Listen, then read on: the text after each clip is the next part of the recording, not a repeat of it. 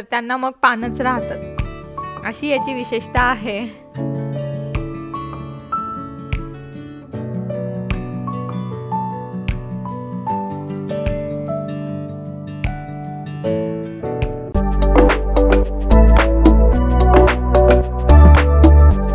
नमस्कार मंडळी, कसे आहात? मी योगिता स्वागत करते तुमचं आपल्या यूट्यूब चॅनलवर, ज्याचं नाव आहे MS70 टू नॉर्वे. तर तुम्ही माझ्या मागे आज फुलं बघत असाल तर हो, आज आम्ही ओस्लोला आलेलो आहोत बोटॅनिकल गार्डनमध्ये. आणि मी माझ्यासोबत तुम्हालाही नेणार आहे की इथे कुठले कुठले फुलं. आणि आता स्प्रिंग सीझन सुरू आहे, म्हणजे ब्लॉसम सीझन म्हणू शकतो आपण, कारण आता सगळीकडे ब्लॉसम सुरू झालेला आहे. तर आम्ही इथे आलेलो आहोत आणि माझ्यासोबत मी तुम्हालाही घेऊन जाणार आहे या गार्डनमध्ये की कुठले कुठले आणि कसे कसे फुलं आलेली आहेत ते दाखवण्यासाठी. चलो.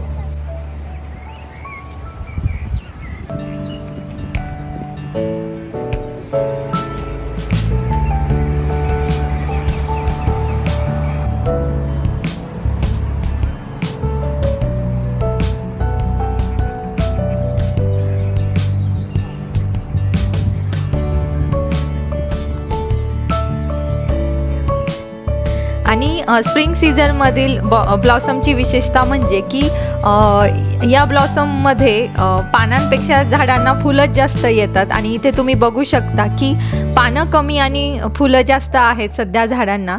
आणि नंतर हे फुलं गळून गेले की ज्या झाडांना फळं येणार असतात त्यांना मग फळं येतात, आणि काही जे असतात तर त्यांना मग पानच राहतात, अशी याची विशेषता आहे.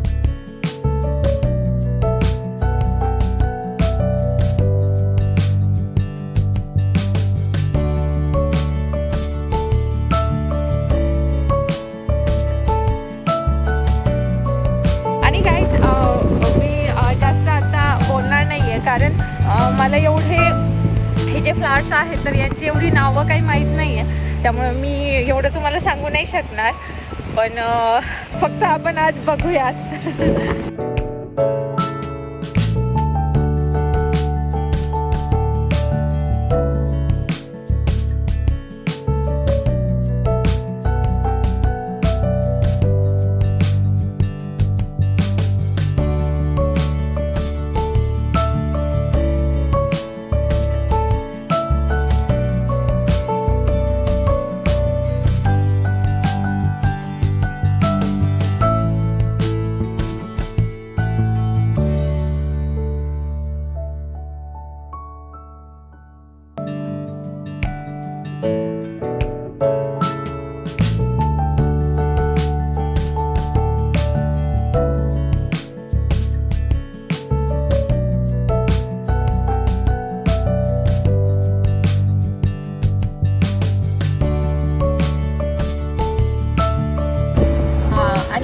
फक्त व्हाईट आणि पिंक नाही तर पर्पल कलरचा पण ब्लॉसम इथे आहे, तुम्ही बघू शकता.